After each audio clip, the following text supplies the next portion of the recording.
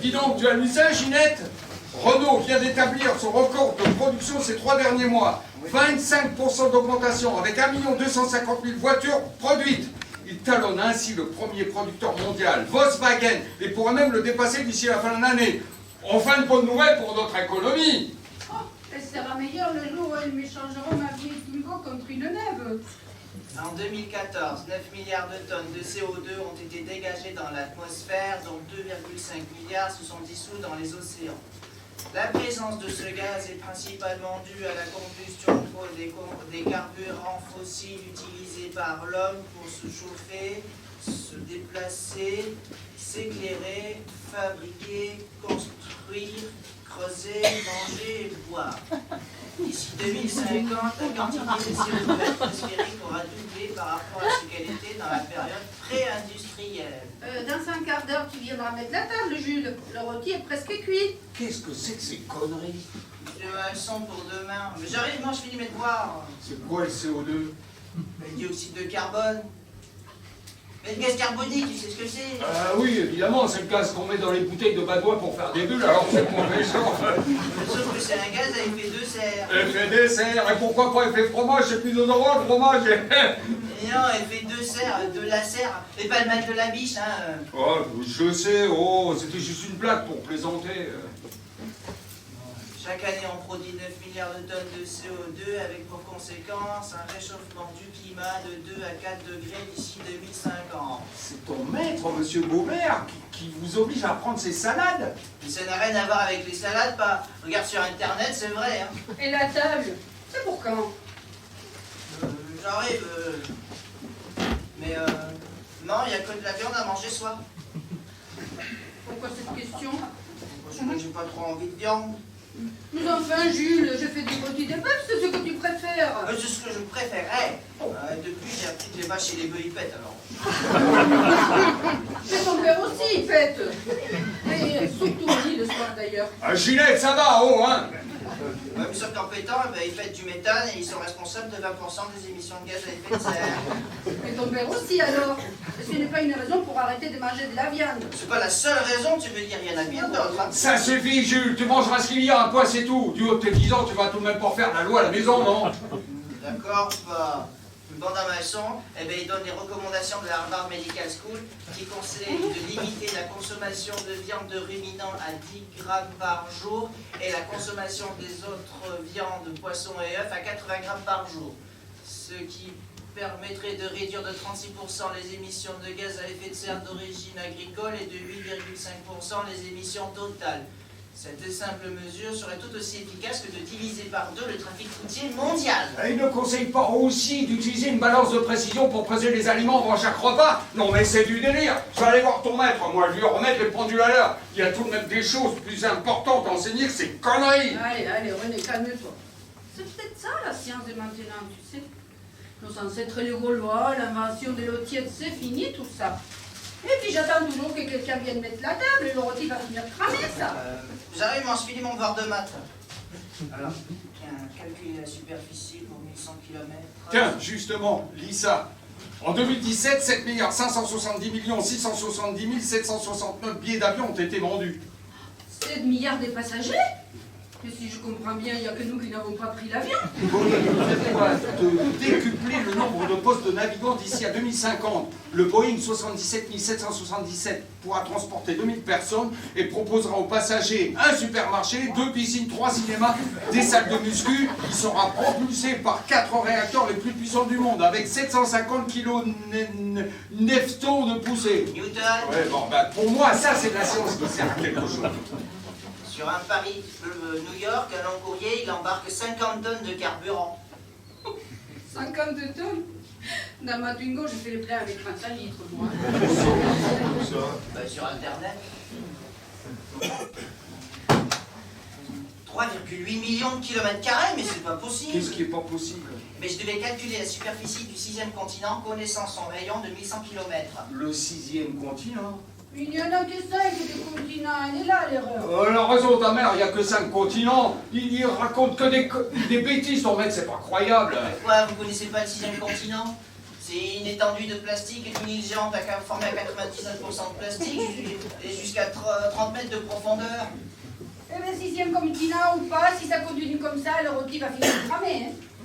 Mais non, mais c'est juste, mais c'est énorme, ça fait presque 6 fois la taille de la France. C'est des conneries, tout ça. Non, pas. Chaque année, on produit 500 milliards de stacks plastiques dans le monde, ça fait 280 millions de tonnes de plastique, et dont 6,7 finissent dans les océans. Eh ben, il faut bien les retrouver quelque part. Maintenant, le plastique, on le recycle. C'est des conneries, tout ça. Si ça continue, le rôti va finir dans un sac plastique. Tu viens, oui ou non? D'accord.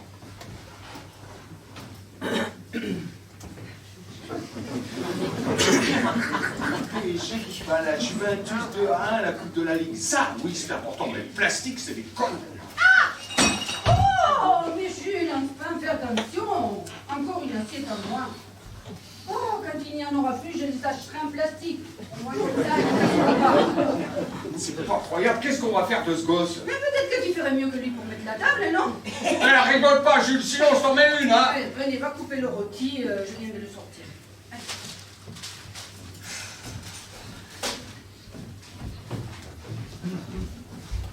Et maman, tu veux bien relire ma rédac pendant que papa coupe le rôti? Le relire. Pourquoi faire? On va corriger les fautes d'orthographe. Bon, d'accord. C'était sur quoi ta rédac? Vous êtes à bord du sous-marin Nautilus au fond des mers, et bien décrivez ce que vous observez. Ça va être intéressant, alors voyons. L'eau était très trouble. Soudain, A-I-N, pas I-N, soudain j'ai vu une sorte de chose brillante passer. E-R, pas et accent aigu. Devant mon poste d'observation. Je crus, il n'y a pas de T accru, je crus que c'était un poisson. Mais c'était un sac en plastique. E à plastique. Ce n'étaient pas les derniers que j'allais voir nager comme des poissons. S à poisson. On en voyait très peu, pas des T à peu, et souvent très petits.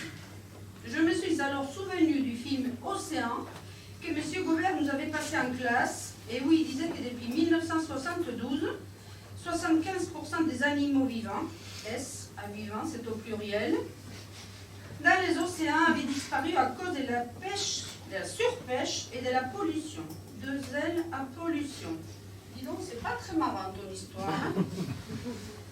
Le Nautilus est descendu jusqu'au fond, D à fond, pâté, où il faisait très noir. Mais grâce à son projecteur, on arrivait à distinguer tout ce qui traînait dans la vase. Une vieille machine à laver, une carcasse de voiture, des pneus, des bouteilles, des casiers en plastique, QUE à plastique, et bien d'autres détritus. US, pas des Z. Mais la vase nous engloutissait peu à peu, pas des T à peu, et on a eu très peur. Heureusement, le capitaine Nemo a fait remonter le sous-marin, et on l'a accosté sur une plage couverte d'algues vertes géantes. On a mis pied à terre, et les algues visqueuses glissaient et nous faisaient tomber les uns après les autres. L'odeur était insupportable et tellement ça puait. Nemo disait que ces algues avaient poussé grâce au lisier, S à lisier, pas Z, déversé par les paysans dans les rivières. Tu crois que M. Gobert va aimer ton histoire? C'est des conneries, tout ça. Tu pourras raconter des choses plus belles que ça, non? Je ne sais pas, moi, les poissons multicolores, les étoiles de mer, les coraux, les dauphins, peut-être même un requin blanc qui vient vous attaquer, et puis les moules et les frites. Mais ça, franchement, c'est beau, ça. Papa, quand on est allé en vacances à la plage, ben moi j'ai rien vu de tout ça. Hein. Mais les pneus, les algues géantes et les bouteilles en plastique, si. Oh, tu exagères. T'étais tout de même bien content de faire des châteaux de sable sur la plage, hein? Mais c'est vrai que la mer a bien changé depuis notre jeunesse, avant. Avant quoi? Faudrait savoir ce qu'on veut. C'est la rançon du progrès. Maintenant, tout le monde peut manger du porc, du poisson, des crabes, du foie gras, des huîtres. C'est bien, non? Mais c'est pas ton écolo de maître qui va m'empêcher d'en manger. N'empêche que j'aurais bien aimé voir la mer comme elle était quand vous avez mon âge. Si je comprends bien, moi aussi, on veut changer de planète. Mais ne te gêne pas beaucoup. petit gars. Prends ton scooter spatial et tire-toi. Ou alors, arrête de nous bassiner avec tes Conneries, on le sait. Bon, allez, si on allait manger, ça changerait les estomacs et les esprits, non? Ouais, bah, désolé pour le rôti. J'ai fait tomber dans la caisse du chat et... La caisse du chat? Mais... je sais pas, moi, je t'écoutais lire les conneries de ton fils et j'ai fait un faux mouvement et voilà. C'est de sa faute. Mais il est irrécupérable, alors? Si vous voulez, je peux vous emmener au McDo. Oh, bah ouais, super. Attends, j'ai noté quelque part la composition des plats d'un burger.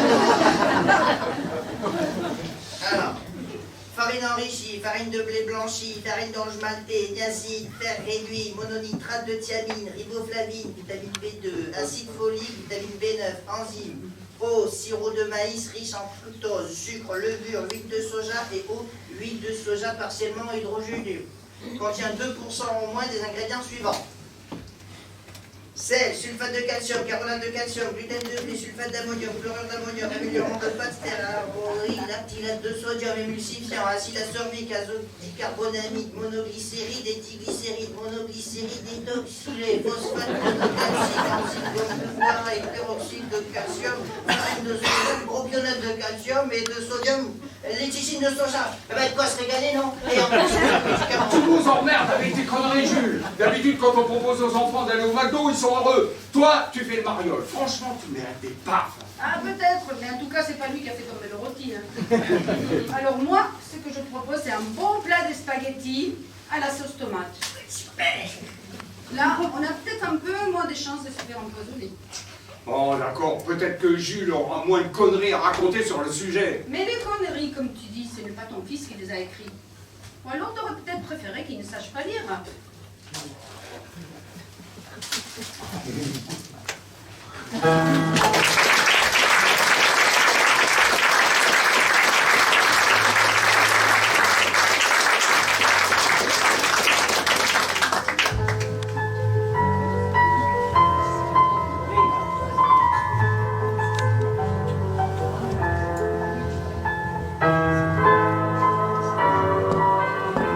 C'est avec mes ultimes forces que je vous écris, en espérant que quelqu'un entendra mon cri. Mon nom est Dwayne Johnson, j'ai 46 ans, et je suis jardinier, mais plus pour très longtemps.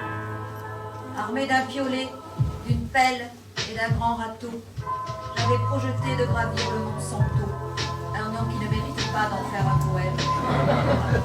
Volcan le plus haut de la chaîne des OGM, organisateur de la gavégie mondiale, cet objectif dans ma vie devenait crucial. Et je voulais atteindre ce sommet invaincu avant que les poisons qui l'exudent ne me tuent. Pour me guider, j'ai cherché des Sherpas pas chers. Bien sûr, j'ai tout de suite pensé à Noël ma mère. Mais les colos étaient partis à la retraite. Et Hulot avait pris la poudre d'escampette. C'est donc triste et seule que je suis partie en marche. Seule, désemparée, sans carte du parti en marche. J'ai d'abord longé la vallée du Fipronil, contourné les Vautirox d'un pas tranquille. Ma première étape fut la ville de Glyphosate. Pas un brin d'herbe, un désert pire que Ouarzazate. Des abeilles et des mouches mortes recouvraient le sol. Des oiseaux étaient tombés, couchés en plein vol. Au premier round-up, prendre à droite, disait le plan. J'évite un homme gisant sur le trottoir glissant. Il me regarde et m'interpelle d'un ton acide. Tirez-vous de là parce qu'il y a la pesticide.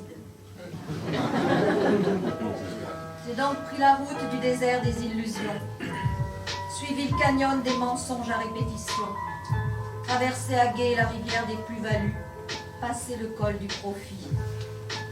Derrière un talus, le Monsanto ou Monsatan ou Mutanto, des surnoms trouvés sur certains réseaux sociaux, m'apparut comme une grosse chiure noire de balayeur, reclus à l'ombre de l'énombre montbaillère qui semblait l'avaler comme une gorgée de bière. À bouteille de cancérogène en bandoulière, je commençais l'ascension, en route pour l'enfer.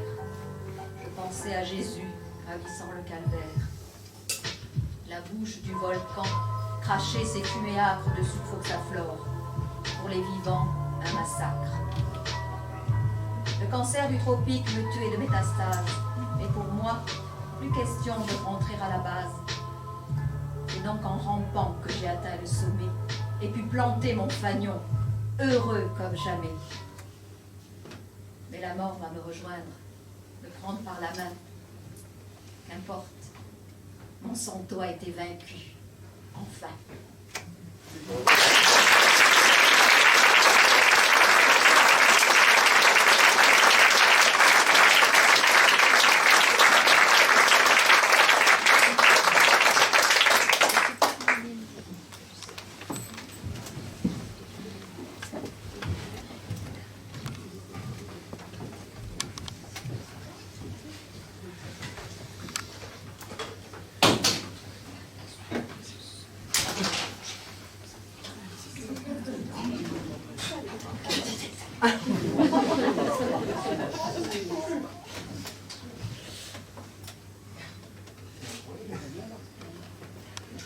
Cinq fucking migrants ont été repérés par satellite en train de passer le détroit de Bering en canot pneumatique tiré par des phoques. Envoyez!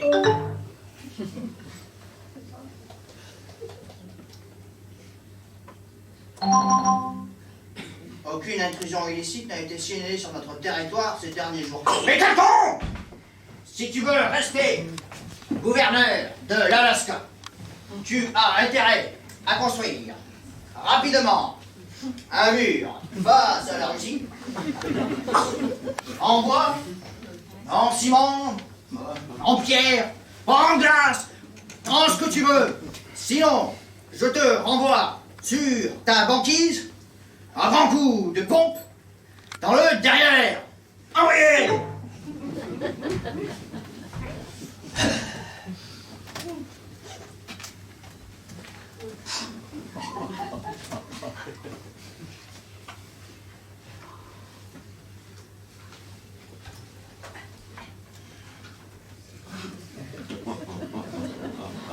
Gina!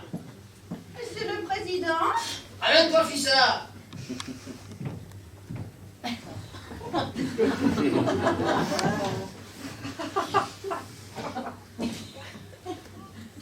que puis-je faire pour vous, Monsieur le Président? Je peux me déshabiller si vous voulez. Non, ce n'est pas le moment. Prends contact avec le ministre de l'Intérieur et dis-lui que je veux qu'il repeigne la Maison Blanche en rouge. Mais vous êtes sûr que... Je te demande pas ton avis. Ce blanc finit par me sortir par les yeux et puis ça fera de la concurrence aux Ruskov et aux Chinois. Mais je voulais dire, est-ce que vous êtes sûr que c'est le ministre de l'Intérieur qui s'occupe de ça? Ah mais si ce n'est pas lui, qui se démerde à trouver un fucking peintre pour le faire, ou c'est lui qui s'obligerait à tenir le pinceau. Bien, Monsieur le Président. Monsieur le Président, Quoi? Qu'est-ce qu'il y a? le général Mickey voudrait vous voir.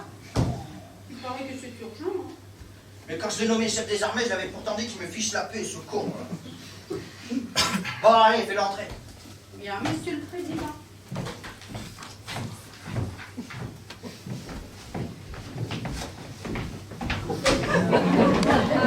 Bonjour, Monsieur le Président. J'espère que tu me déranges pas pour rien, Mickey. L'affaire est sérieuse, Monsieur le Président. Dommage! J'aurais préféré une bonne blague marrante, du genre une pizza brûlée, une bière congelée et une femme enceinte. Quel est le point commun? Dans les trois cas, il y a un gars qui ne l'a pas sorti à temps. Bon, allez, vas-y. La Corée du Nord vient de nous envoyer un missile balistique. Cette blague-là, je la connais déjà. C'est pas la première fois que ce fucking Jinping Pong fait mumuse avec ses jouets, mais à chaque fois, c'est pétard et il pète entre les doigts. Alors. Cette fois, il vise un de nos satellites espions. Il veut nous provoquer pour de vrai. Tu en es sûr? Certains. Les experts ont fait leurs calculs. Il n'y a pas de doute. Leur missile doit toucher le satellite espion plutôt 7 dans un peu moins de 3 minutes. Bon, alors qu'est-ce que vous vous attendez? Envoyez la purée. La purée. Bah oui, désinguer ce missile en vitesse. C'est sans doute trop tard compte tenu des distances. Je m'en fous. C'est moi le chef, non? Hein? Alors, envoie un paquet de missiles dans la gueule de cette face de citron de Jinping Pong et qu'un œil disparaisse de la carte. Hanoï, c'est la capitale du Vietnam. La Corée du Nord, c'est Pyongyang. Ah, ben faites péter le Vietnam aussi, ça leur fera des pièges, hein. Manière de se venger de notre défaite de 75. Ça n'arrêtera pas la réaction en chaîne provoquée par l'explosion de notre satellite. Mais des satellites espions, on en a plein. La NASA m'en a encore offert 2 à mon anniversaire. Le satellite espion, plutôt 7, va provoquer envoyer des projectiles qui vont faire exploser d'autres satellites qui vont exploser et provoquer encore... Hé, la Chicorée nous déclare la guerre. Merde. Alors, tu leur envoies 1 ou 2 petits missiles nucléaires dans la gueule, ou sinon ça va faire un séjour à Guantanamo. À vos ordres, président. Bon, qu'est-ce que tu fais, là? J'envoie les codes pour la mise à feu de nos missiles balistiques. Et depuis ton iPhone? Évidemment, j'ai téléchargé une application sur Google qui me permet de commander des missiles à distance. C'est génial, ça, tu m'enverras lire que je télécharge. Pas de problème. Voilà, ça y est. Leur missile vient de faire exploser notre satellite. C'est mon chef d'état-major qui m'envoie ce message. Oh, le sagouin. Qui? Mon chef d'état-major? Mais non, ce fucking Dick Ping-Pong, là. Bon, ben écrase-le, là, explose-le, ce plouc. Nouveau message.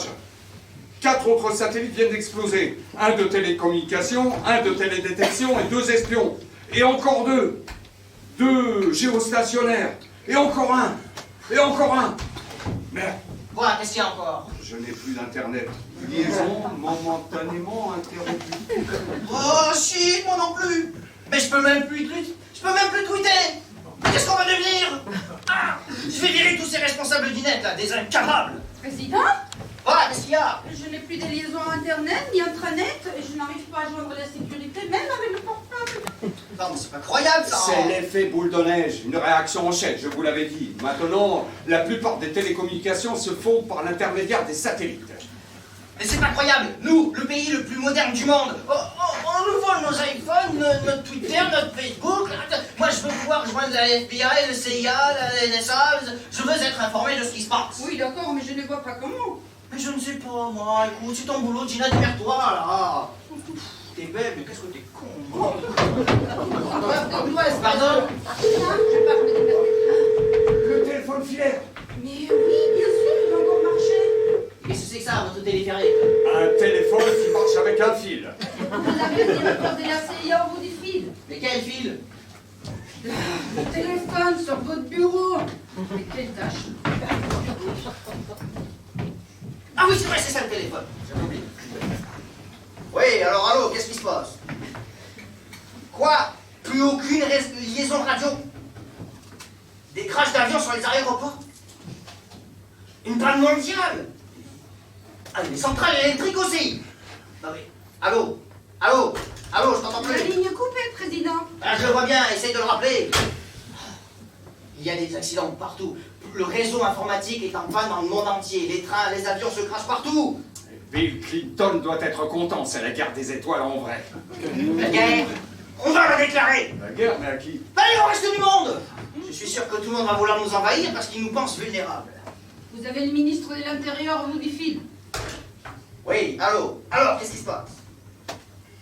La moitié du pays est dans le noir? Non mais pourquoi est-ce que ça arrive? Oh, si. Bon, ben, maniez-vous le cul pour que ça revienne, ou sinon je vous... Allô? Allô? Allô? Oh shit, fucking téléphone. Plus de lumière, plus d'électricité nulle part, devant je trouve. Mais qu'est-ce qu'on peut faire? Je suis sûr que c'est un coup des démocrates pour nous foutre la pétoche. Mais non, voyons, c'est beaucoup plus sérieux que ça. Mais qu'est-ce qu'on peut faire, Dingo? Je sais pas. Perdu. Allez chercher les bougies, beaucoup de bougies. Alors si c'est pour fêter ton anniversaire, Dengue, ce n'est vraiment pas le moment. Ah, la panne risque d'être longue, président. Bon, ben, dans ce cas, fais ce que tu dis. Ah, des bougies, oui, mais où? Je ne sais pas, moi, au premier bazar venu. Et achetez-les toutes, il risque d'y avoir pénurie. Mais qu'est-ce que tu attends, le 13e mois? Oui, justement, je l'attends toujours le 13e mois. Je n'ai pas envie de payer ces satanées bougies de ma poche. Hein. Oh, tiens, donne-leur ma carte de visite. Et puis, ça devrait aller. Et s'ils ne sont pas d'accord, eh ben, tu leur dis que j'envoie les GIs. Si. Donne-nous ta lampe. Oh, non, mais... Donne-nous ta lampe, pousse de lire. Eh ben, brillant comme il est, c'est pas lui qui fera la lumière. Hein. Les communications sont coupées. Prends un stylo et un papier. Démerde-toi. Quoi faire? Je ne vois rien. Écrire la déclaration. La déclaration de quoi? Discute pas.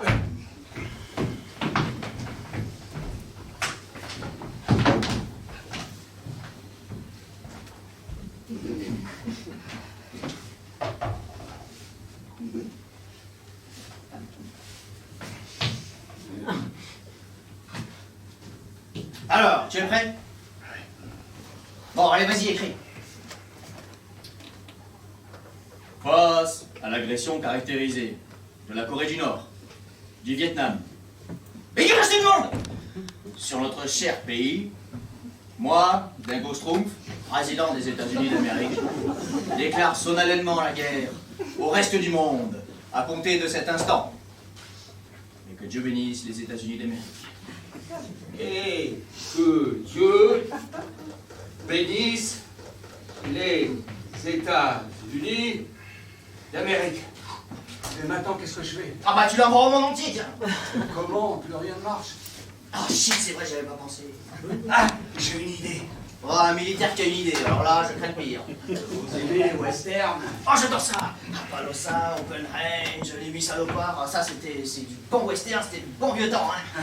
Mais quel rapport? Bien sûr, ça ne vaudra jamais Twitter, mais si on faisait comme les Indiens, envoyer des signaux de fumée. Oh, du haut de la Strumpf Tower!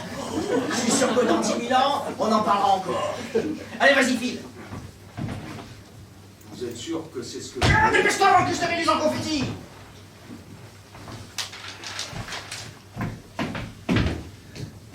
Quoi? Qu'est-ce qu'il y a encore?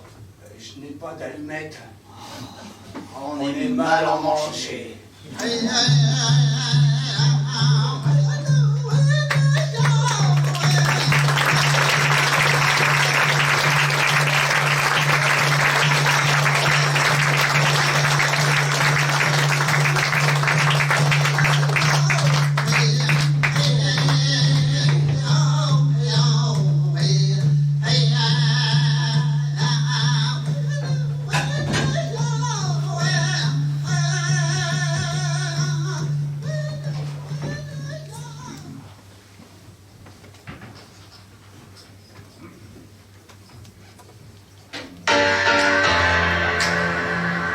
C'est notre Fashion Week, le moment pour nos créateurs de dévoiler un nouveau modèle de leur collection 2019.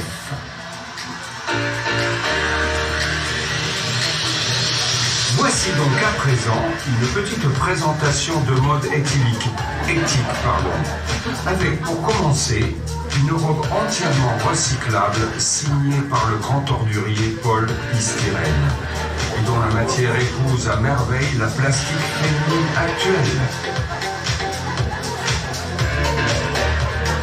Le sac est du plus pur style environnement durable. C'est une création du grand Karl Lagerfeld. Le chapeau a été dessiné par Pierre Jardin, grand styliste en éco-emballage.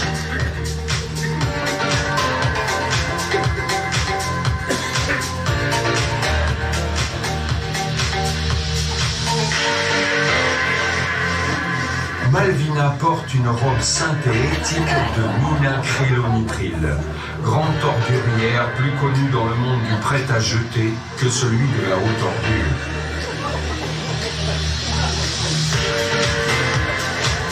Le chapeau est l'œuvre d'Elliot Nespresso, spécialiste incorruptible de la mode instantanée. Les chaussures, totalement insubmersibles, sont de Loris Écolo.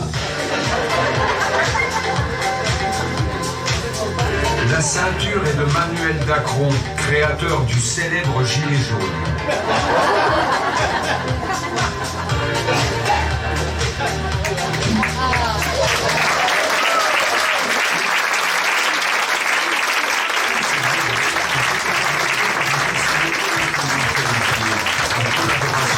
Des artisans de Renoir issus des plus grandes déchetteries mondiales.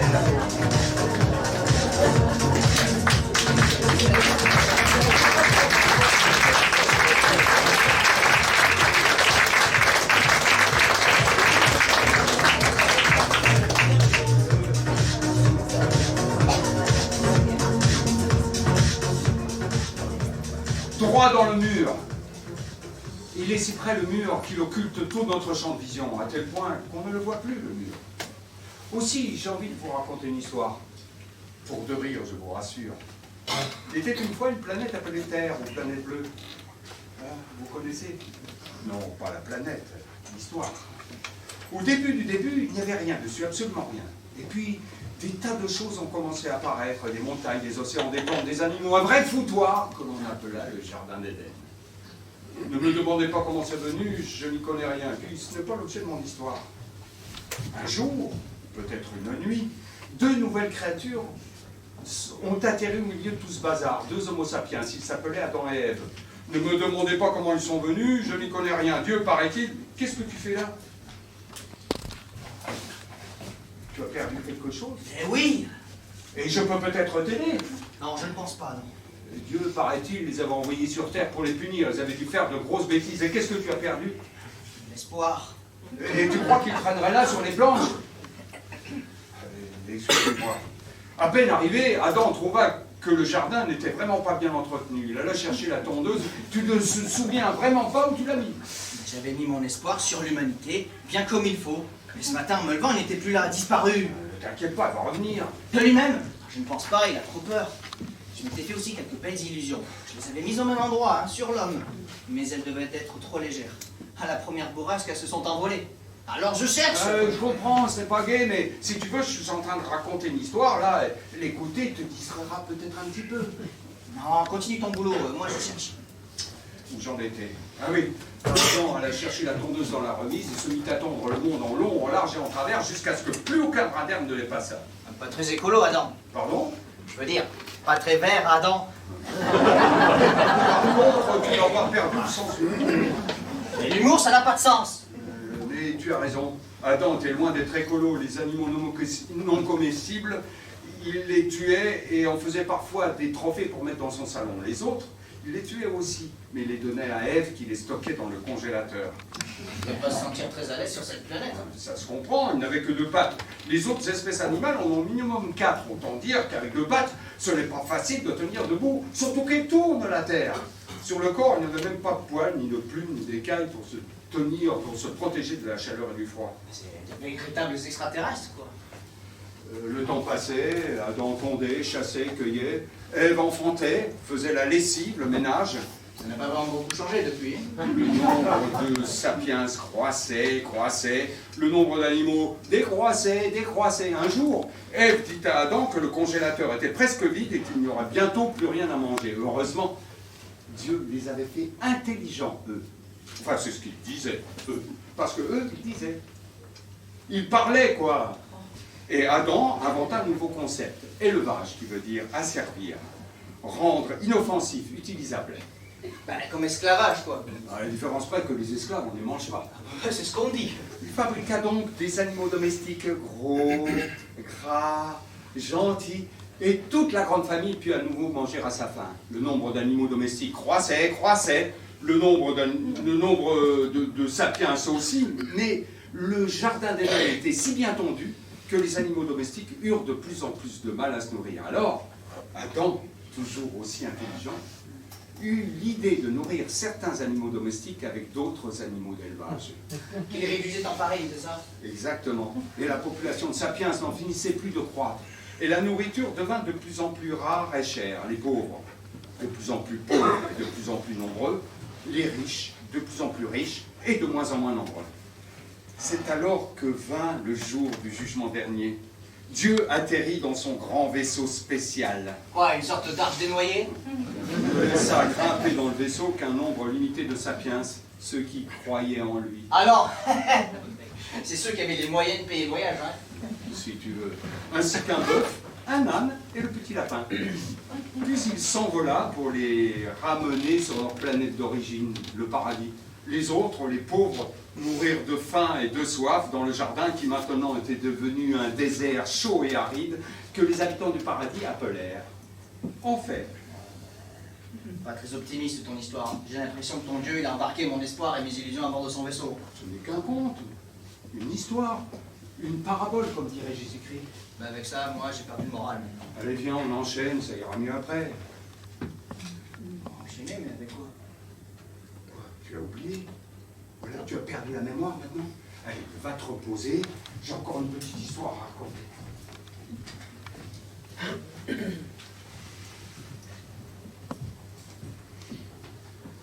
Monsieur Seguin n'avait jamais eu de bonheur avec ses chèvres. Il les perdait toutes de la même façon. Elles cassaient leur cordes, s'en allaient dans la montagne et là-haut, il paraît que le loup les mangeait. Cependant, il ne se découragea pas. Et après avoir perdu 6 chèvres de la même manière, il en acheta une 7e. Seulement cette fois, il eut soin de la prendre toute jeune, afin qu'elle s'habituât à demeurer chez lui. Qu'elle était jolie, la petite chèvre de monsieur Seguin. Avec ses yeux doux, sa barbiche de sous-officier, ses sabots noirs et luisants, ses cornes zébrées et ses longs poils blancs qui lui faisaient une houppelande. Et puis docile, caressante, se laissant traire sans bouger, sans mettre un pied dans l'écuelle. Car il faut dire que M. Seguin trayait encore à la main. Ah, enfin, pensait le pauvre homme, en voilà une qui ne s'ennuiera pas chez moi. M. Seguin se trompait. Écoutez, monsieur Seguin, je me languis chez vous. Laissez-moi aller dans la montagne. Ah, mon Dieu, toi aussi, est-ce que l'herbe te manque ici? Non, monsieur Seguin. Alors, qu'est-ce que tu veux? Je veux aller dans la montagne, monsieur Seguin. Mais malheureuse, tu ne sais pas qu'il y a le loup dans la montagne. Oh, le loup! Les bergers les ont tous tués à coups de fusil depuis longtemps, monsieur Seguin. Je te sauverai malgré toi, coquine. Je vais t'enfermer dans l'étable et tu y resteras pour toujours. Là-dessus, il emmena la chèvre dans une étable toute noire dont il ferma la porte à double tour. Malheureusement, il avait oublié la fenêtre. Et à peine put-il le dos tourner que la petite s'envola. Quand la chèvre blanche arriva dans la montagne, ce fut un étonnement général. Jamais les vieux chênes, enfin ceux qui n'avaient pas brûlé dans les derniers incendies de forêt, n'avaient rien vu d'aussi joli. On l'a reçue comme une petite reine. Les quelques rares châtaigniers ayant survécu au déboisement se baissaient jusqu'à terre pour la caresser au passage. Toute la montagne lui fit la fête. Plus de cordes, plus de pieux, c'est super. Rien qui l'empêchait de gambader, de broder l'herbe à sa guise. Cette herbe, je l'avais rêvée fine, savoureuse, dentelée, jusque par-dessus les cornes. Mais on dirait qu'ils ont tendu la montagne. L'herbe est dure et amère. Ça sent l'urine et la crotte de mouton. Oh, les troupeaux ont dû passer avant moi. Mais après tout, ça n'est pas pire que le clos du vieux Seguin là-bas près de l'autoroute. Alors bonjour le bruit, les vapeurs d'essence et de diesel. Ici au moins je suis libre. À moi les pistes skiables. Je vais slalomer entre les pylônes et les remontes-pentes. D'abord les pistes bleues, puis les rouges, peut-être une noire. Oh, que c'est bon de se vautrer sur les pentes, les pattes en l'air et de glisser le long des talus. Dans sa fougue, elle se heurta tête en avant à un pilier. Ah, saleté de tire-fesses. Vite, de l'eau pour laver ma blessure. Seulement, l'eau était si rare qu'elle erra un long moment avant de tomber sur une mare d'eau verdâtre. Elle observa son reflet dans l'eau eutrophiée. Ma belle fourrure blanche, à force de me vautrer dans l'herbe, je suis pleine de me... Mais que je suis moche. On dirait une vache normande. Et dire que cette montagne, je l'avais rêvée, fleurie, verdoyante, parfumée, ruisselante d'eau claire et fraîche. Elle est toute pelée, elle sent mauvais, et l'eau est pourrie, un vrai cauchemar. Au milieu du jour, elle tomba sur un groupe de chasseurs armés de fusils qui descendaient un chemin en chantant à tue-tête. Vite, elle s'éloigna du groupe pour se réfugier toute tremblante au fond d'un talus. Soudain, le vent fraîchit. La montagne devint violette. Dans la vallée, les champs étaient déjà noyés dans la brume de pollution. Déjà le soir? Non, je ne peux pas rester ici. C'est moche et ça pue. Les loups sont morts, mais les chasseurs risquent de me prendre pour un lézard et de me tirer dessus. À moi, l'herbe tendre du clos, la corde et le pieu. Je rentre au bercail. Le cœur léger, elle dévala la montagne dans le soir finissant. Au moment de rejoindre le chemin qui menait à la vallée, elle ne prêta pas attention au grondement sourd qui s'amplifiait. Elle se retourna et vit dans l'ombre 2 énormes yeux tout ronds qui brillaient. Le loup? Ils ne sont pas tous morts alors? Ah, mais gare à toi, si tu veux me manger, il faudra d'abord que tu goûtes de mes cornes. Elle tomba en garde, tête basse et corne en avant, comme une brave chèvre de Monsieur Seguin qu'elle était. Alors le monstre s'avança, et les petites cornes entrèrent en danse. Ah, la brave chevrette, comme elle y alla de bon cœur. Elle prit même le temps d'observer les étoiles scintiller dans le ciel. Mais le 4-4 se rua sur elle et l'écrasa.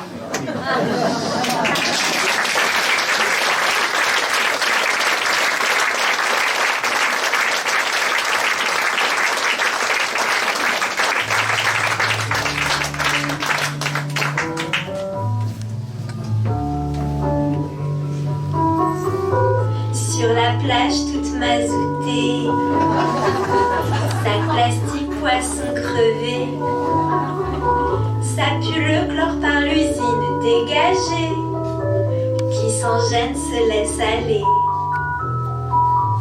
Enterrer les espérances, sous le sable plein de goudron.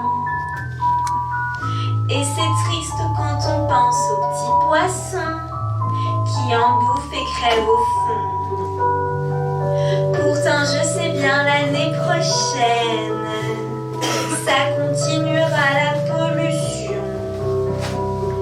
Et en attendant je suis en peine de mater cette mer en perdition.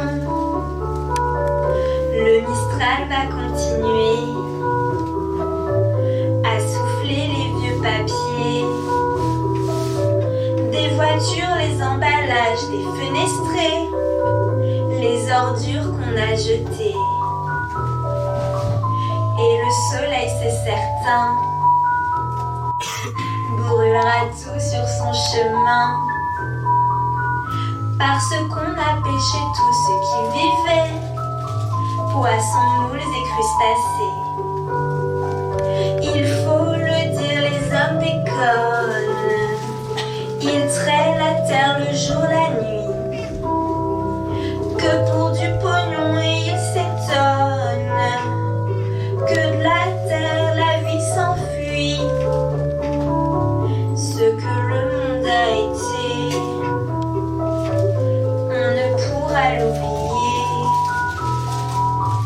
Bienvenue, sac plastique, bouteille cassée, sur la plage toute mazoutée. Sur la plage toute mazoutée.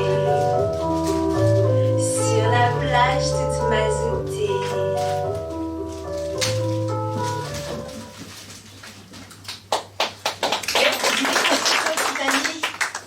Hein? Le Titanic, c'est le plus gros bateau qu'il y a eu du monde. Ben ouais, et puis même qu'il peut pas couler, parce qu'il est un muspercible. Ouais, il peut pas couler, quoi. Ben voilà. Et Titanic, eh ben ça vient de Titan. C'est un dieu grec très ancien. Il est né d'Ouranos, le ciel, et Hestia, la déesse du foyer, frère de Chronos, le temps, et il se maria avec Gaïa, la déesse de la terre. Et ils eurent 12 enfants géants, et dont l'aîné, eh ben, c'était l'océan. Après, eh bien, il a fait la guerre avec Zeus pour devenir le roi du monde, mais Zeus, il le vainquit, et puis alors il le précipita dans le caprice des dieux. Caprice des dieux. Non, Ouais, non, dans le Tartare. j'ai rien compris du tout. Mais qu'est-ce que t'es bon? Où est-ce que t'as appris tout ça? Dans l'album Mickey. Titanic, ce serait super cool. On s'amuserait, on danserait, on mangerait, on boirait la méga top, quoi. Ouais. Et puis alors Vladipak flotte sur son bateau militaire et commencera à s'écrier iceberg devant, iceberg devant. Oui, et nous on dirait, il est où celui-là? Comment qu'il peut voir quelque chose avec tout ce brouillard? Parce qu'il y aurait du brouillard. Ben oui, parce que c'est l'hiver. Alors nous on continuerait de faire la teuf, mais l'autre ouf, un des cons sans doute, il continuera à gesticuler là-haut dans son poulailler. Hein? Mais bon, le Pitef, lui, il dirait ne vous inquiétez pas, les teufs, j'y peux rien nous arriver, on est sur le bateau le plus fort du monde. Alors nous, on continuerait de faire toujours la gigateuf. Oui, nous, parce qu'on serait sur le pont. Ceux qui seraient en dessous, ils devraient pas trop danser, parce qu'ils sont pauvres, hein, qu'il y a plein de rats partout. Même que sur le pont, il y aura un orchestre qui nous aura de la zigmue. Et tout d'un coup, on dirait que l'iceberg, il est pour nous. Et là, le capitaine, il dirait, vous inquiétez pas, les hommes, on est toujours sur le bateau le plus fort du monde. Un coup de volant et on esquive l'iceberg. Et on dit que le capitaine, il s'appellerait Mickey Trump. Ah, ouais, d'accord. Et que l'autre beau sulman de misère, il s'appellerait Stéphane Tordu. Non, Stéphane Travers. Alors, du coup, le capitaine, il dirait au pilote du bateau que lui, ben, on l'appellerait Casimir Poutine. Et ben, il lui dirait la gauche Pout. Sauf que lui, Casimir, à la gauche, il connaît pas trop, hein. Lui, plutôt la droite. Alors, du coup, il tournerait à droite. Et puis, on se prendrait l'iceberg. Et puis Mickey continuerait toujours de gueuler. Vous inquiétez pas les gonzes, l'iceberg il va fondre puis cause le réchauffement climatique. Alors, ben, le bateau, il prendrait l'eau quand même. Alors, on se précipiterait sur les bouées de sauvetage. Sauf qu'elles sont toutes crenées les bouées, comme les mouettes, les abeilles, les grenouilles. Alors nous, on se noierait. Et puis, ce serait dégueulasse parce qu'il y aura plein de plastique et de mazout partout. Ah. Bon, heureusement, on dit quand même alors qu'il y aurait une barque à l'horizon. Alors on lui ferait des signes pour qu'elle vienne nous aider. Et puis on dit quand même qu'il y aura un bonhomme, il nous aurait tendu la main. Ouais, même que le bonhomme, il s'appellerait Bazar al-Assad. Non, Bachar al-Salad. Elle est grave quand même, notre histoire. Ah ouais. Peut-être bien que c'est pas une histoire. Ouais, ben alors dans ce cas, on devrait faire la fête avant que la barque elle coule.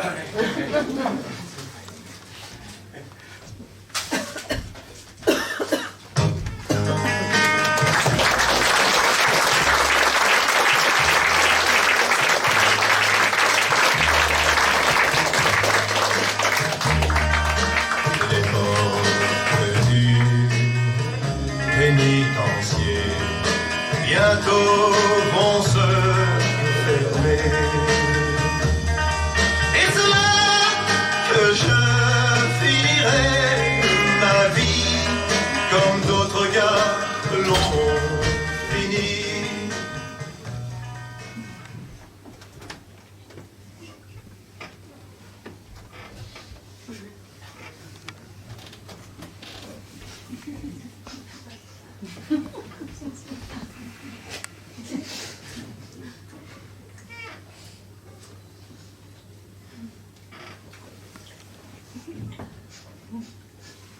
Qu'est-ce que vous regardez? Ça te regarde? Je sais pas, oui, non, c'est pour parler. Parler, ça sert à rien. Excuse-moi, petit gars. C'est le gosse, là. Le petit humain aux yeux ronds. Ah ouais, c'est marrant, hein. On dirait qu'il est curieux de nous voir, mais qu'il a peur quand même. C'est sûrement la première fois qu'il voit des gorilles des montagnes. Ouais. Et son père qui nous reluque en lui expliquant, tu vois, petit, ça, ce sont des gorilles de montagne. Des singes, une espèce inférieure. Heureusement qu'ils sont dans une cage, parce qu'ils sont très méchants, tu sais. Même s'ils ont l'air gentils comme ça. Ils ont des canines énormes pour mieux nous croquer. Ouah! Oh, ben non, vous avez fait pleurer Mouflé, vous avez gagné. Bah du coup, ils s'en vont. Dis donc, toi, nouveau, tu voudrais pas me donner la leçon par hasard? Non, non, je n'oserais pas. Mais c'est juste que voir des petits pleurer, et même d'humains, ben moi, ça me fait quelque chose. Ouais, ça me fait penser au mien. Pourquoi, vous avez des petits? J'ai pas envie d'en parler. Pourquoi? Des fois, ça fait du bien de parler. Parler, c'est la maladie des humains, ça. Parler, parler. Quand ils parlent pas, ils tuent. Ils décapitent. Décapité. Sa mère a été décapitée au coupe-coupe par des braconniers. Mon fils lui tenait toujours la main et la regardait avec ses yeux ronds. Puis il s'est mis à pleurer près du corps sans tête, comme le petit humain tout à l'heure. Mais lui, c'est parce qu'on avait tué sa mère. Et bien, ils ne l'ont pas tué, lui. Je sais pas. Les braconniers ont concentré leur attaque sur le mâle dominant le dos argenté. Nous, les autres mâles, avons essayé de faire diversion. J'ai couru, sans jamais retrouver personne de mon clan. Voilà. T'es content maintenant? Oh, vous savez, moi non plus, je n'ai plus de famille. Mais vous me faites penser à mon père. Enfin, le souvenir que j'en ai. Ah non, pas de ça avec moi, hein. J'ai pas envie de jouer la nounou le reste de ma sacrée vie. Oh, vous fâchez pas. Alors, plutôt si, continuez. Au moins, ça me donnera l'impression de vous intéresser à moi. Voilà. Ça me change de tous ces pipettes qui nous matent à travers la grille comme des bêtes curieuses, qui nous montrent du doigt, qui se fichent de nous. Ah, mais eux, au moins, ils vont pas nous couper la tête. Ouais, mais c'est pour eux qu'on est ici, derrière ces barreaux. Hein? Ah, qu'est-ce que j'ai fait pour mériter ça? Vous leur avez fait peur. Tant mieux. Waouh! Allez, parez-vous, bande de glabres! De glabre. Bah, c'est un juron, ça. Eh, dans notre groupe, c'en était un. La pire injure qu'on pouvait balancer à un congénère. Un verbe aussi, mais c'est moins percutant. Bande de glabres! J'adore.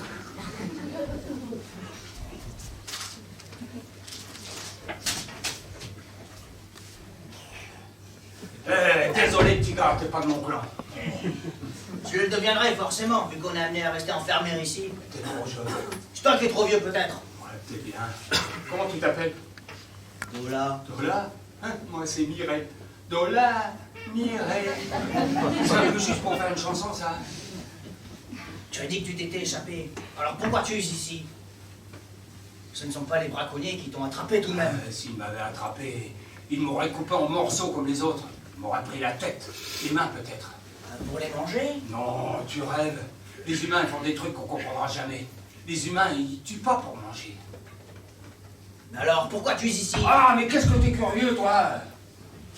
Pendant des jours, je suis resté seul sur le flanc du volcan, jusqu'à ce que je me fasse attraper la main dans une sacrée piège. Des heures, j'ai tiré sur ma main pour essayer de la dégager. J'étais complètement abusé, je saignais partout. Et tout d'un coup, un humain surgit de la forêt. Une femelle qui avait une tête très poilue. Quand je l'ai reconnue, j'ai tout de suite compris que j'étais sauvé. Comment? Ce n'étaient pas les braconniers qui avaient posé le piège? Ah, c'était Tête de Feu. Un humain femelle qui était déjà venu visiter notre clan plusieurs fois. On l'avait surnommée comme ça à cause de sa tignasse fauve. Elle connaissait nos coutumes, se montrait soumise devant notre chef, mangeait des feuilles comme nous. Elle ne parlait pas la même langue, mais chose extraordinaire. Elle nous comprenait, nous la comprenions. Des fois, elle jouait avec nos petits et le chef faisait semblant de ne pas la regarder. Bah, pourquoi ça? Je serais senti obligé de la charger. Et donc du coup, elle t'a libéré? Ouais, elle m'a emmené dans une sorte de grande caverne en bois. Elle m'a soigné. Et elle t'a amené ici? Non, il m'aurait laissé repartir, c'est sûr. Mais un jour, son mal est arrivé. Il était très gentil avec elle. Pendant plusieurs jours, il a copulé avec elle, et puis, avant de partir, il m'a enfermé dans une cage et il m'a emmené. Mais Tête de Feu n'a rien fait pour l'en empêcher? Je crois que si, elle a beaucoup crié, et j'ai vu de l'eau couler de ses yeux, mais le mal était le plus fort. Il l'a poussé brutalement et on est parti. Tête de Feu a couru en criant après le truc qui nous emmenait, mais c'était trop tard. Tu veux qu'on les fasse revenir? Revenir qui? Des humains. Allez, viens là. Toi, tu vas faire le miroir, moi je vais faire le singe, ok? Le miroir? Tu comprends pas, mais ça fait rien. Tu me regardes et tu essayes de faire exactement le même geste que moi, ok? Au quoi? Ah, mais ma parole, tu comprends rien, ok? Ça veut dire d'accord en langage humain. Ben pourquoi vous me dites pas d'accord? On n'est pas obligé de parler comme les humains. Ok, je veux dire d'accord. Bon, allez, on y va? Ok.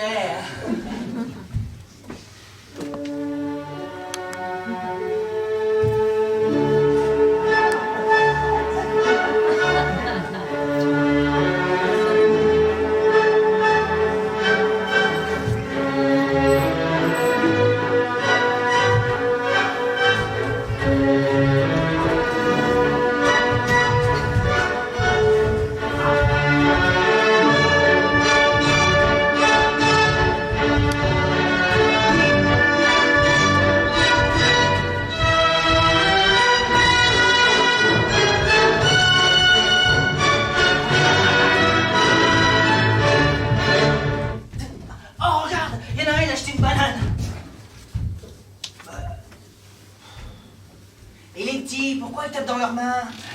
Ils applaudissent parce qu'ils sont contents. Maintenant, vous les avez fait partir, maintenant. Justement, ça veut dire qu'on en fait ce qu'on en veut, si on veut, quand on veut, tu comprends? Non, pas vraiment. Ce que je comprends, c'est que vous avez l'air de beaucoup leur en vouloir. Beaucoup. Pour ce qu'ils nous ont fait, pour ce qu'ils font aux autres animaux autour de nous, et qui sont en prison aussi. Nous, on ne leur a rien fait. Ça te laisse froid, hein? Non, pourquoi vous dites ça? Ça te plaît de lécher les fesses à ces singes nus, hein? Ça te plaît, pauvre macaque? Mais qu'est-ce que je vous ai fait à la fin? Et toi, pourquoi tu es là? J'ai pas envie d'en parler! Comme vous, qu'est-ce que vous croyez? Vous êtes le seul à avoir passé de sa maman? Je suis là pour les mêmes raisons que vous! Amuser les petits humains. Tout le reste n'existe plus pour moi. Tuer, manger, brûlé par les parents des petits humains. Désolé, petit gars, je voulais... Ah, ne m'appelez plus petit gars! Je pourrais être grand-père! Ah, bah ça alors. Tu ne fais pas ton âge.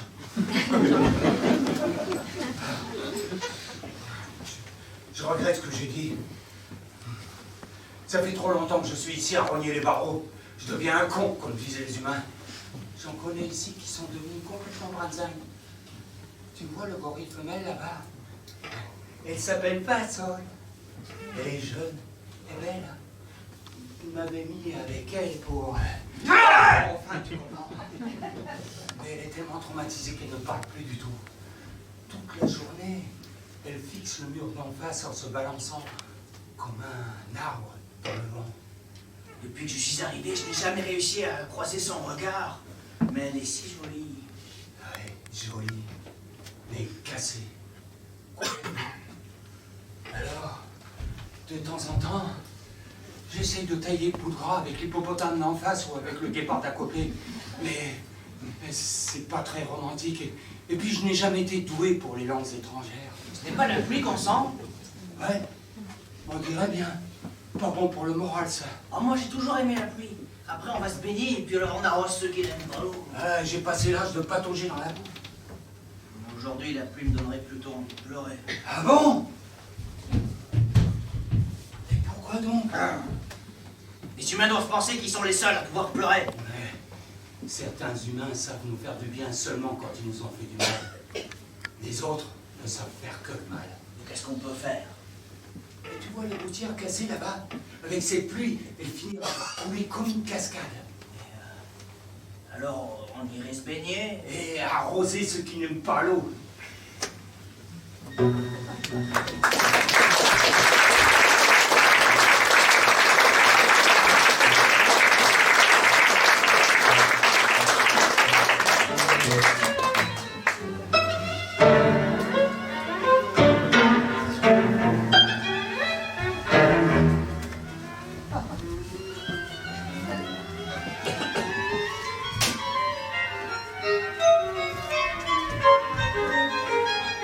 Une mouche est entrée sans rien demander, sans frapper.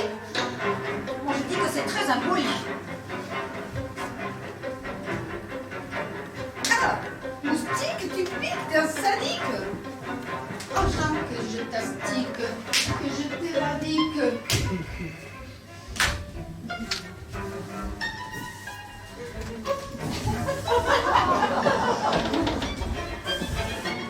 Tu es sale, la mouche. Viens prendre une bonne douche. Moustique, tu piques, t'es un salaud. Une bombe, c'est pas très éthique. Mais t'as ta voix droit au tombeau. Je ne suis pas un moustique. Et moi, vous voudriez me prendre pour une mouche? Hein? Et les papillons sont tous des couillons. Je les attrape, les épingle sur des bouchons pour décorer mon salon.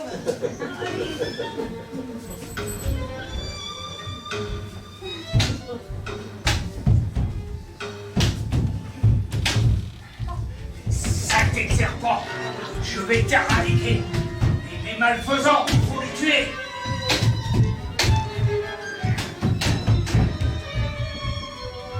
Une souris verte qui courait l'envers.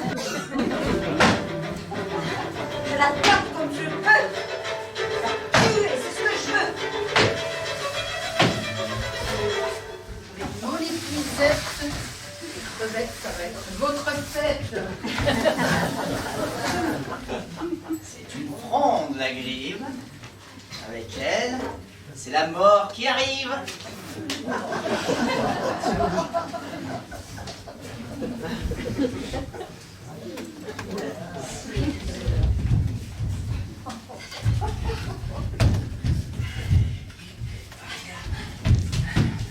Voleur de poules, saleté de renard. Faut qu'on la batte avant qu'il ne se barre.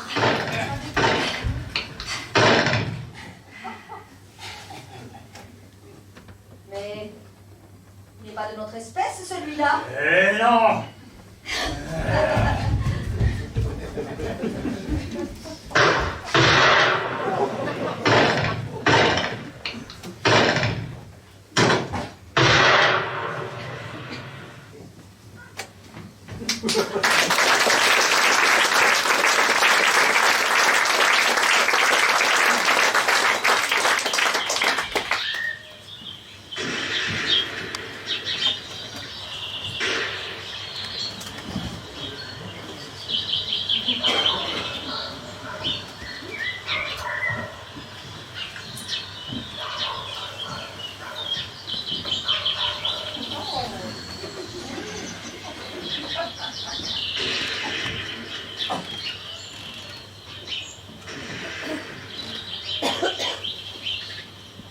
comme un chevreuil, quand le printemps détruit l'oiseux cristal de la mort de gelée, pour mieux brouter la bête emmêlée hors de son bois, avec l'eau de son puits.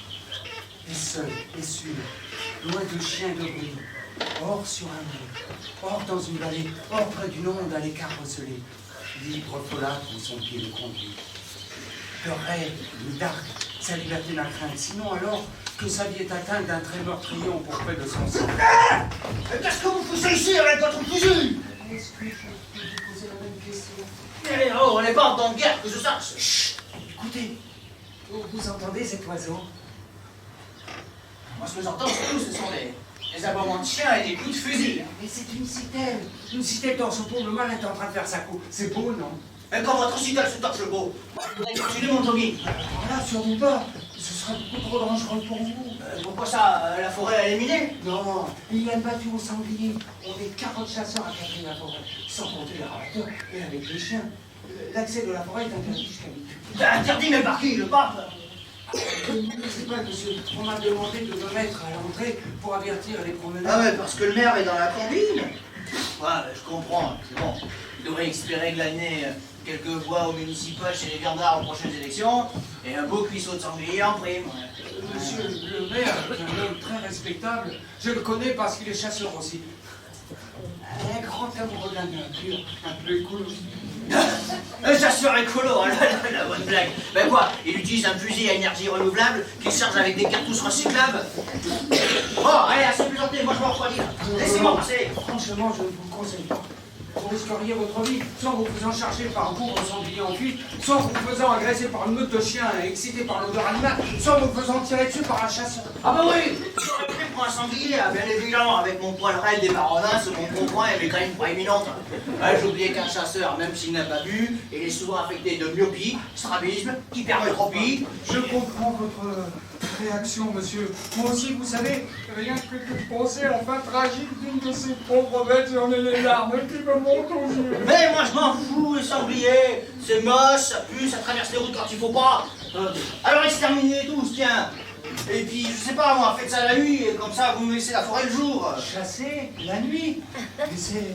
on ne voit rien la nuit. Là, vous êtes chasseur, oui ou non? Oui, j'adore ça, la chasse, c'est ma passion. C'est votre passion.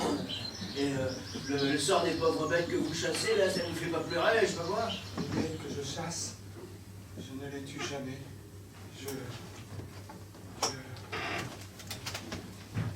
Je n'en ai pas le courage. Vous êtes un marrant, vous. Vous en avez encore beaucoup des comme ça? Mais je vous assure, j'étais petit, mon père m'emmenait à la chasse, c'est comme ça que j'ai appris. J'ai passé des moments de bonheur inoubliables. Jusqu'au jour où il m'a demandé de tirer sur un lapin. Là, je n'ai pas pu. J'étais tétanisé, tremblant, traumatisé. Les fois d'après, c'était pareil. Et mon père me criait dessus, me traitait de bon à rien, d'impuissant. C'était horrible. Et malgré tout, vous avez continué à aller à la chasse. J'aime la nature. L'aube froide et brumeuse des matins d'hiver. L'eau claire d'un torrent qui éclabousse les cailloux et... Non, mais c'est du baratin tout ça. Ce qu'un chasseur, ça aime, c'est dézinguer des bestioles, en dégommer le plus possible. Et prouver au monde entier que c'est un homme, un vrai, un dur de dur, là. Moi aussi, j'aimerais tuer les animaux que je chasse. Et j'admire les chasseurs qui ont le courage de le faire. Car pour tuer une bête, il faut du courage, monsieur. Beaucoup de courage. Surtout quand elle vous regarde dans le blanc des yeux. Moi, je n'ai jamais eu ce courage. Je suis un impuissant, comme disait mon père. Et votre flingot, là, il sert à quoi? À jouer au cowboy aux Indiens, peut-être? J'aime mon fusil. Mon père a dit. J'adore son toucher. La douceur de sa crosse. Ses deux canons, comme deux yeux d'une libellule. Je passe des heures à l'astiquer. Bien sûr, il ne vaudra jamais un Benelli ou un Baïkal. Mais c'est lui que j'aime. Mais vous tirez sur quoi, alors? Sur rien. Je ne mets jamais de cartouche dedans. Quand j'en trouve, je mets des fleurs dans le canon. Je trouve ça très joli. Non, mais je rêve, mais c'est pas possible. Vous n'avez jamais vu un chevreuil roulant l'herbe d'une clairière dans la brume du petit matin?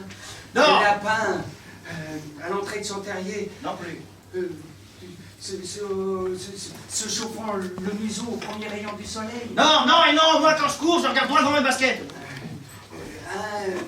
Une famille de perdreaux qui prend son envol juste devant vos yeux ébahis. Ça oui, ça m'est arrivé. Mais une fois, eh ben, de frousse, j'ai failli me casser la figure, là, avec des bestiole. Des fois, je fais semblant de tirer. Et je me dis que ce serait bien si l'animal faisait semblant de mourir. On s'amuserait ensemble. Lui et moi, on pourrait recommencer. Et recommencer encore, jusqu'à ce qu'on soit vieux. Allez, c'est bon, moi je trouve pas ça amusant. Eh bien écoutez, l'autre jour, je courais près du ruisseau, là, pas très loin d'ici, et tout d'un coup, eh ben, je me suis retrouvé face à une bestiole, grosse comme un chien, avec le poil noir et blanc et de longues moustaches. J'ai eu la frousse de ma vie. Si j'avais eu un fusil, là, moi, si j'avais eu un fusil, j'avais dégommé l'hélico, là, ça a été une bestiole. Sans doute. Vous avez eu de la chance, c'est très rare d'en voir. La chance, c'est un blaireau. Son poil est tout juste bon qu'à faire des pinceaux. Il s'est enfui, j'imagine. Bah ouais, heureusement. Mais au lieu de canarder les canards, là, et lapiner les lapins, les chasseurs, eh ben, ils devraient éradiquer tous ces nuisibles, là. Nettoyer la forêt, là. Les blaireaux, les belettes, les martres, les renards, les loups, les belettes, là, tout, là. Ouais, je croyais bien qu'ils essayent, et par tous les moyens. Le fusil, le piège, le poison. Moi, c'est si joli, ces petites bêtes. Mais c'est souvent là. Ça tue les poules, ça sent mauvais, et c'est plein de puces. Enfin bon, c'est ce qu'ils disent à la télé. Hein. Mais bon, il y a les corbeaux aussi, et puis les pivoleuses, et les mouettes, et puis il y a les pigeons qui sont sur nos fenêtres, les hirondelles qui nous chient dessus, la mitraillette, là, tous ces bestioles. Et puis quoi, il y a les rats aussi. Ah ben oui, les rats, les souris, les chauves-souris, et le morphine des tas de maladies, la peste, le sida, le phylloxéra, c'est ces bestioles-là, là, c'est ça, des bestioles que vous devriez tuer, dégommer, désinguer, dévaler à la grenade, là. Non, j'ai dit, et puis il y a les serpents aussi, c'est dangereux les serpents, c'est mortel, hein. Et puis il y a les crapauds, c'est dégueulasse avec leurs pustules, les limaces baveux, les moustiques, les frelons, les guêpes, les araignées. Mais reste où, là. Mais ce serait terrible. Vous êtes un écolo, ma parole. Mais non, voyons, ils n'ont jamais voulu de moi. Ouais, parce que les écolos, c'est la pire espèce de nuisible. Ils voudraient qu'on s'échauffe au feu de bois, qu'on s'éclaire à la bougie, qu'on brûle de l'herbe, qu'on oublie les mentions de la roue. Et puis le casque noir réunion politique. Moi, la politique... Oh, débattu à l'écolo. C'est ça que vous devriez organiser, là, ouais. Et moi, là, j'applaudirais demain. Vous plaisantez, là? Si je plaisante... Qu'est-ce que t'en es l'air de plaisanter? Moi, quand je vois des pauvres nouilles dans ton genre, ça me donne des envies de meurtre, là. Pitié! Allez, je me casse, là, j'ai perdu assez de temps avec une couille molle dans ton genre. Non! N'y allez pas! Revenez, n'y allez pas!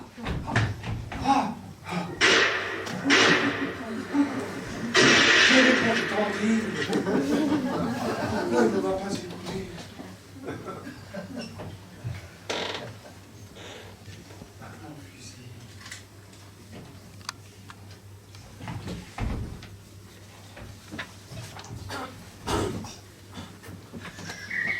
Ah, la citelle, elle est toujours là.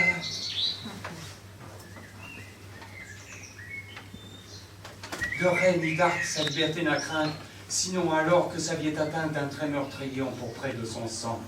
Ainsi, j'allais sans espoir de dommage, le jour qu'un œil sur l'avril de mon âge serra d'un coup 1000 traits dans mon flanc.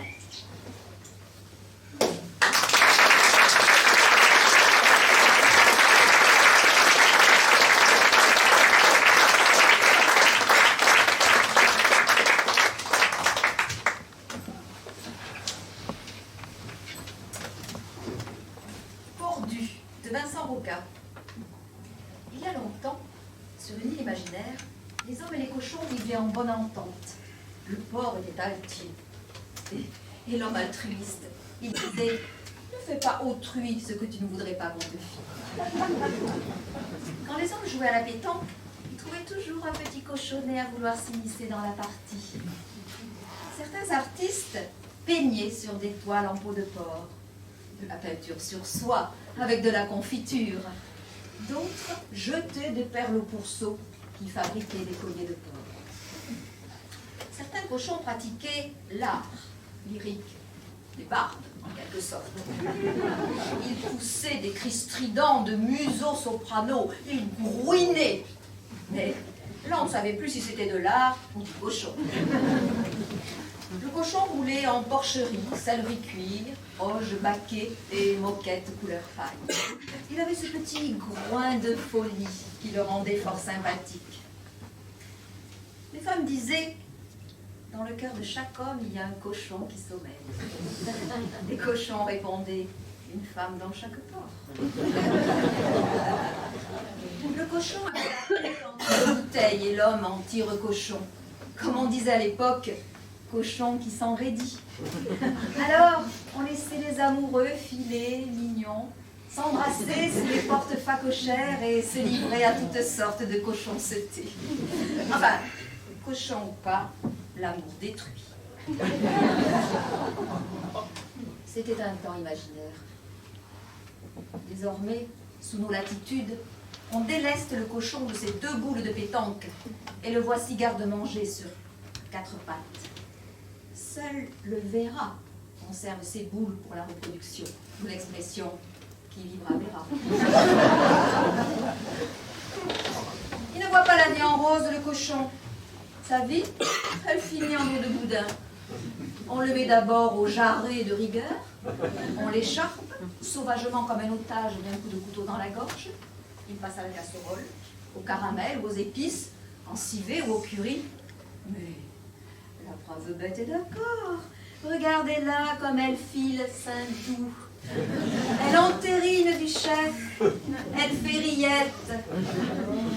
C'est son destin.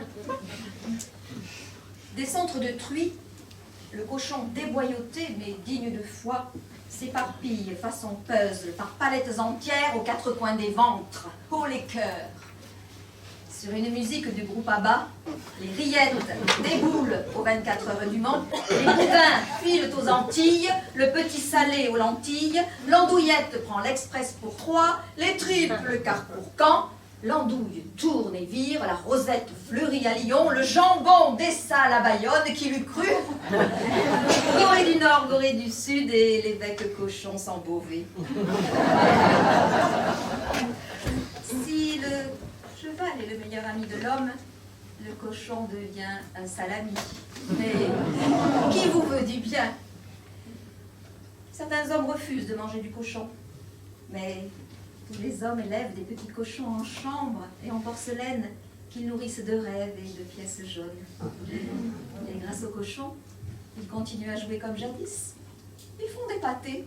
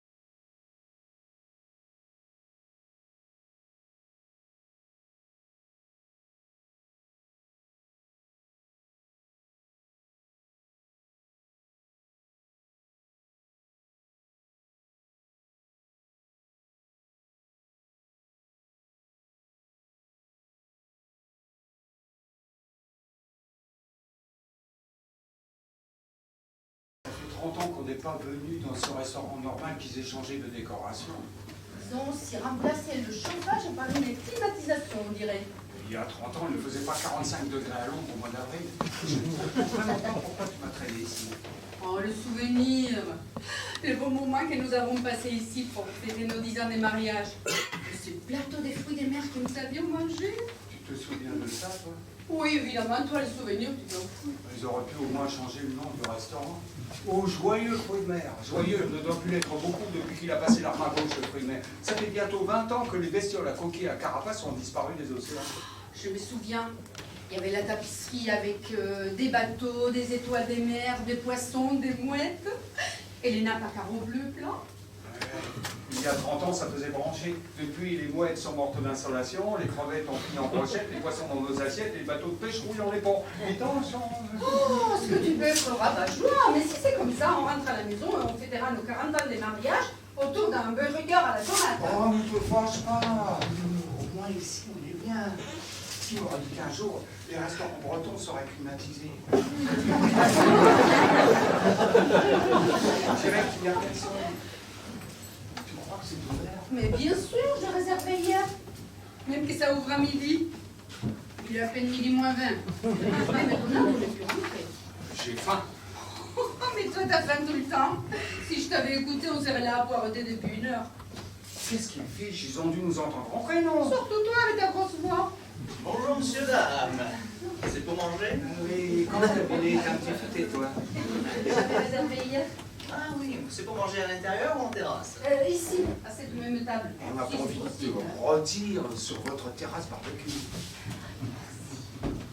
Aucun problème, je vous apporte les cartes dans un instant. Merci. Cette même table que nous avions choisie il y a 30 ans. Tu te rappelles? Oh, non, bien sûr. Avec cette vue sur la mer.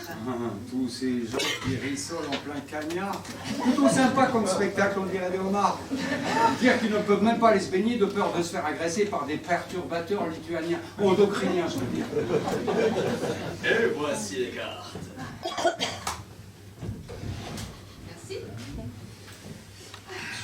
Merci. La carte des mains.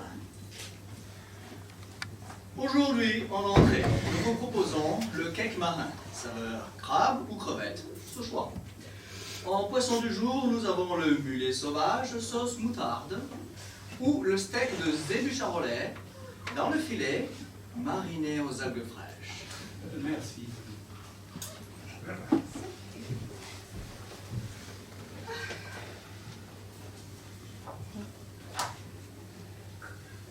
Pour le plateau de fruits de mer, il faudra faire fonctionner la machine à remonter le temps. Oh, oui, je sais. De toute façon, la rubrique crustacés n'existe plus. Eh oui, le gaz carbonique que nous crachons en longueur d'année s'est dissous dans les océans. Du coup, la mer est devenue aussi acide que la vinaigrette. Elle a dissous tout ce qui est à base de carbonate de calcium, à commencer par les coraux. Et nos pauvres crustacés, ne pouvant plus construire leur maison, ont fini à poil et ont crevé les mandibules à l'air. Peut-être qu'on peut encore en manger en salade directement dans la mer. Merci pour la leçon de chimie. Mais c'est peut-être que momentanée. Tu te rappelles la carte qu'ils avaient? J'avais mis au moins une demi-heure à me décider, rien que pour l'entrée. Entre les bouquets de crevettes bandas. Grande basse. Oui, enfin, bon, la mangouste à la plancha. La langouste. Oui, bon, enfin, le charif à l'américaine. Le homard à l'armoricaine. Oui, enfin, bon, le plateau des fruits des mers avec des trigourneaux, des bouleaux, des prairies. Des bigorneaux, des bulots, des prairies. Ma parole, ces souvenirs-là, toi aussi, tu t'en fiches. Oui, bon, enfin, désolé, mais ça fait au moins 30 ans qu'on n'entend plus parler de ces bestioles-là. Hein. Alors, même s'il n'y en a plus dans la mer, il doit bien y avoir des élevages. Les moules, c'est certainement plus facile à élever que des poules. Tiens, justement, sur la carte, il propose une pince de crabe du Cap Nord, 350 grammes, élevage local. Ah, le crabe, c'est bon. J'adorais ça quand on pouvait en acheter ou en pêcher dans le rocher. La question de savoir avec quoi ils nourrissent les crabes. Avec des macabées, j'imagine. Ce que tu peux. Ah, il y a du saumon aussi. Où ça? Là, dans le froide. Feuille de saumon millésimée année 2022. Verdure de l'Antarctique. Tu avais le prix. Plutôt cher pour manger du poisson momifié. Et je ne suis même pas sûr qu'ils fassent des réductions pour les fonctionnaires de l'éducation nationale. Tu pourrais m'offrir ce petit plaisir, non? Après 20 ans de séquestration dans un congélateur, la pauvre bête ne doit plus avoir beaucoup d'eau. Bon, si c'est ce que tu veux. Oui, c'est ce que je veux. Ça fait tellement longtemps que j'ai pas mangé du saumon. Comme le reste, ils ont fini enfilés. Fumé, hé Ginette, c'est une blague. Saumon, fumé, ça y est. Oh là là, tu peux être lourd. Ça me dit pas ce que je vais prendre. Les mulets sauvages, ça t'irait bien, non, vu ton caractère? Un errant poisson avoir survécu dans la mer, non merci.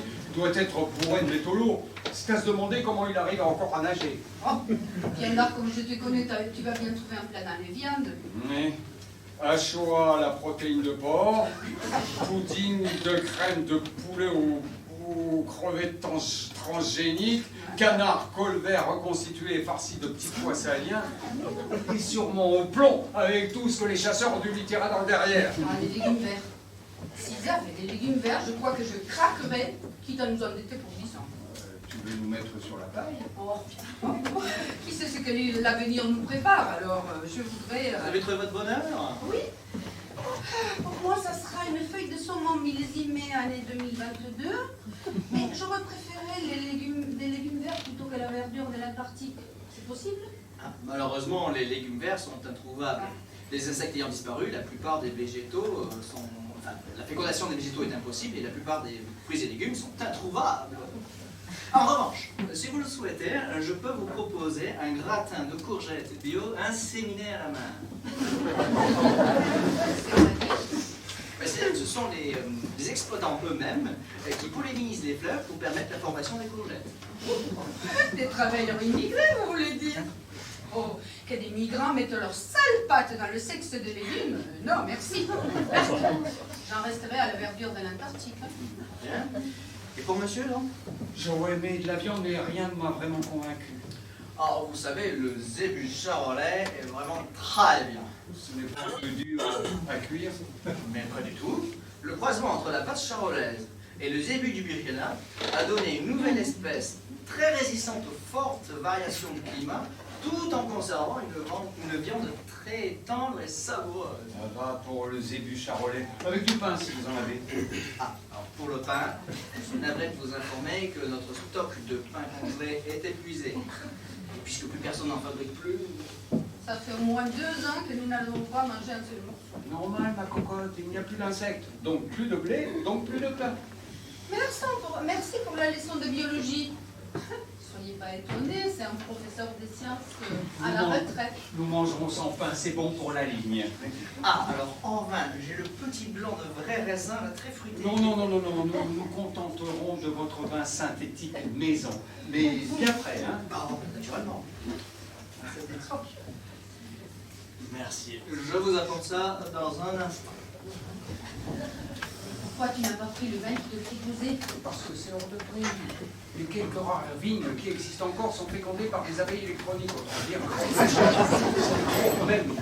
Même pour nos 40 ans de mariage, désolé. Oh, ce que tu peux être rare alors.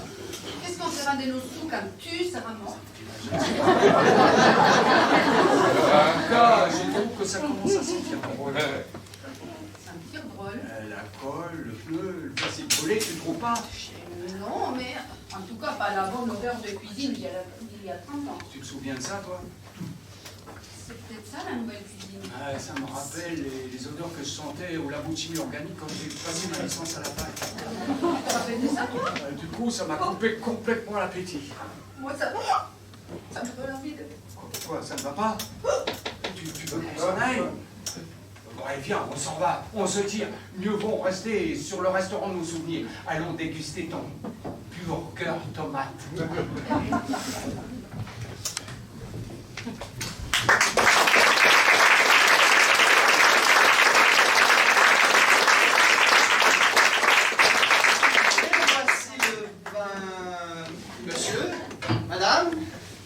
Monsieur, madame. Parti. Non, mais c'est mieux. Non, mais jamais content, là. Qu'est-ce que c'est que ça, là aussi? Un burger tomate. Ouais, pas de problème, je le rajoute à la carte.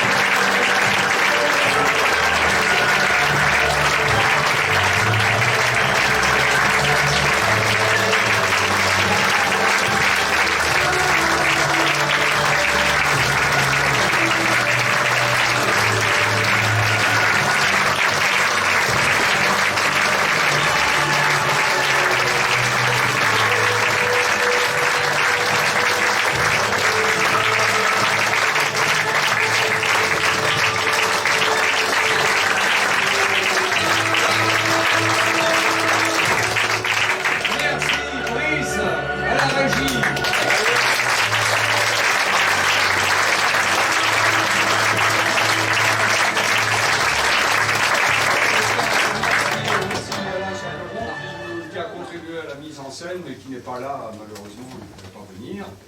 Je voulais aussi remercier Yves Carasso, qui m'a aidé aussi à faire la bande-son. Et voilà. Merci.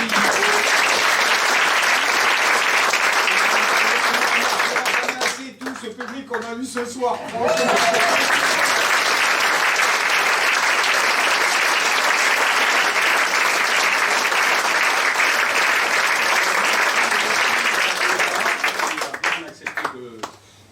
De nous recevoir.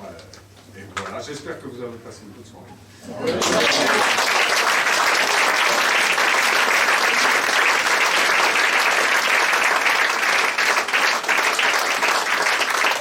Pour tous nos amis qui n'ont pas pu venir ce soir mais qui en mouraient d'envie, on le joue ici même le 22 juin qui est un samedi. On a tous un grand merci à dire à Francis qui est l'auteur de tous ces beaux textes.